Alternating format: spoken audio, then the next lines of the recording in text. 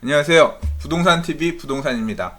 오늘 4월 25일 좀 늦은 시간에 뉴스를 읽게 되었는데요. 오늘 정말 막 아침부터 굉장히 바쁜 하루였습니다.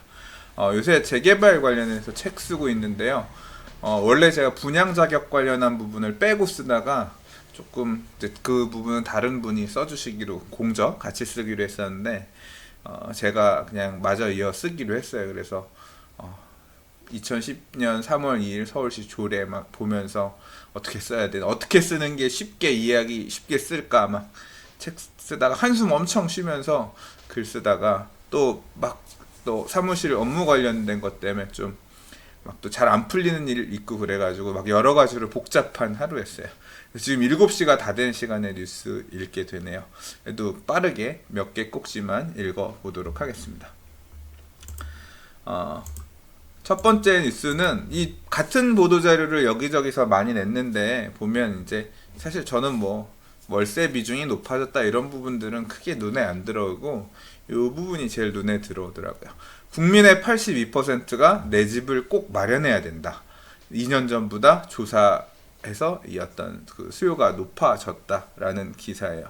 그리고 자기 소유 집에서 사는 비율도 56.8%로 늘어났어요. 보시면 자가 점유율 자체가 지금 평균적으로 전국 따져보면 좀 늘어났다라는 게 보이죠. 몇 년 전에 비해서 조금 자가 비율 자체가 늘어났죠. 그러니까 이게 결국 부동산 시장하고 영향이 되게 있는 것 같아요. 부동산 시장이 안 좋을 때는 굳이 뭐 집 살 필요 있냐. 그리고 맨날 월세 살면 되지. 뭐 내 집 갖고 있으면 세금 많이 나오고 굳이 불편하지 않냐. 뭐하러 그렇게 살아야 되냐. 전세 살면 되지. 이러다가 집값이 상승하고 결국 집값이 상승하면 임대 살던 사람들은 상대적인 박탈감을 느낄 수밖에 없습니다. 그러니까 나는 똑같이 전세랑 매매가랑 한 몇 천만 원 차이 안 났었는데 매매가는 쭉 올라가 버리면 나는 매매가가 올라가면 전세가도 나중에 이제 또 수렴해서 올라가잖아요. 그러니까 전세 가격 올려줘야 되는데 그때 집을 산 사람들은 자산 가치가 올라가 버렸으니까 상대적으로 박탈감을 가질 수밖에 없죠. 그러니까 결국 남들이 이렇게 부동산 집 사서 돈 벌고 자산 가치 올라가고 이런 모습을 보다 보니까 내 집은 꼭 있어야 되는구나. 그리고 전세 임대살이 하면서 이사 많이 다니다 보면 내 집은 꼭 있어야 된다는 생각이 모르겠습니다. 다른 분들은 어쩔지 모르시겠는데 저는 되게 들었어요. 저도 이제 처음에 결혼할 때 전세로 시작해서 전세를 줄여서도 갔다가 뭐 지금은 이제 자가에 살고 있습니다만 물론 제가 뭐 전세살이 서름을 막 겪거나 그랬다는 건 아니에요. 다만 지금 자가에 살고 있는 부분에 대해서 굉장히 만족하고 있고요. 살고 있는 집이 뭐 한 10년 정도 된 집이지만 되게 좋아요. 그래서 이제 그런 어떤 인식들이 늘고 있다. 이게 결과적으로 이렇게 나타났다. 뭐 그런 꼭지의 기사라고 할 수 있겠습니다. 다음 기사는 엇비슷한 기사인데요. 그냥 오늘은 요 정도 내용의 꼭지를 묶어서 하나 얘기를 하고 마무리를 하려고 그래요. 강남 4구 재건축 2만 가구 대이동. 자, 이 기사는 뭐 16,000 가구가 올 하반기에 이전할 거다 등등 제가 기사 읽으면서 몇 번 얘기를 해드렸습니다. 강남권 저층 아파트들 재건축으로 인한 이주가 본격적으로 올해부터 시작해요. 연내 16개 단지에서 이주를 스타트하고 강동구 7월에만 6,800가구가 이주할 예정이다. 그래서 전세 가격이 불안하다. 그런 얘기입니다. 뭐 지도상에서 계속 보여드렸지만 강동구 둔촌주공 아파트 재건축 이주가 시작할 거고요. 그다음 강동구 고덕동 강동구 자체가 재건축 아파트 단지들이 많다 그랬잖아요. 몇 천 세대씩 되는 대단지 아파트들이 많은데 이제 고덕동도 재건축 아파트들 이주가 올해 본격적으로 다 시작할 거고요. 그다음 기사에서 보시면 강남에 이제 그 개포동 주공 아파트, 개포 1단지, 4단지가 한 8천 가구, 뭐 청담동 삼익 아파트, 서초구 잠원동 우성 아파트, 뭐 무지리 아파트 등등 서초, 강남, 송파에 재건축 이주가 되게 많아요. 이 이주 시점을 조절하기 위해서 서울시나 아니면 구청에서 어떻게 제재를 할지 어쩔지 모르겠어요. 아마 좀 그런 부분도 이주를 좀 천천히 해라. 왜냐하면 일시적으로 주택이 2만 가구가 멸실하고 그렇게 되면 주변의 임대가에 꽤 큰 영향을 미치거든요. 다음 기사도 마찬가지예요. 둔촌 주공이 곧 이주하면서 동남권 전세가 지금 들썩하고 있다. 그래서 아마도 강남권역 이 송파구 강동구 이 권역은 위례 신도시 쪽으로 많이 아무래도 거기 공급이 한동안 많이 있었던 지역이니까 좀 임대가에 영향을 좀 미치지 않겠나 싶고요. 이게 저는 항상 그 생각하는 게 2008년도에 전세 시장이 되게 불안했던 그런 사례가 있습니다. 왜 불안했냐면 그때도 지금 사실 재건축 사업들이 막 공격적으로 이주하거나 하는 이유가 뭐 재건축 초과이익 환수제 영향도 있고요. 그러니까 지금 시점에 빨리 재건축을 해서 밀어내야 된다라는 생각들이 있기 때문에 막 발빠르게 막바지 이제 이렇게 조율하는 부분이 있거든요.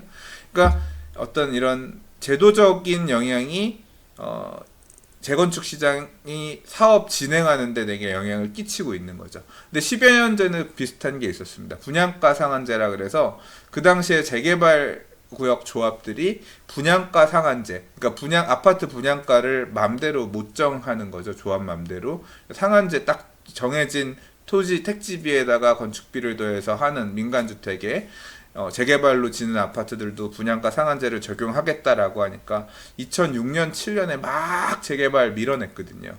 2008년에 엄청나게 이주를 했어요. 그랬더니 결국 서울 도심권 안에 있는 재개발 구역들 멸실이 엄청나게 있었거든요. 그러니까 인근 지역의 전세가들, 재개발 구역에 있던 주택들이 보통 뭐 단독주택이나 빌라나 이런 거 있었잖아요. 애들 학교 보내고 유치원 보내고 직장 근처에 있어서 출퇴근하는데 동시에 막 몇천 세대씩 아파트 집들이 없어지니까 그 주변의 전세 가격이 어떻겠어요? 어마어마하게 막 가격들이 올라가고 전세가가 올라가면서 매매가를 밀어내는 현상이 생기는 거예요. 사실은 제가 그 시절에 이런 재개발 구역 인근 지역 빌라 갭 투자해가지고 재미 좀 봤었죠. 예, 자 지금 그런 부분을 잘 생각해 보세요. 이렇게 많은 이주 물량이 생기면 결국 이게 주공 아파트나 이런 데들이 지금도 가보면 전세가가 이렇게 비싼 아파트가 아니에요. 평수들도 물론 큰 아파트들도 있지만 뭐 열 몇 평짜리 소형 주택들이 그러니까 그런 경우도 많이 있거든요.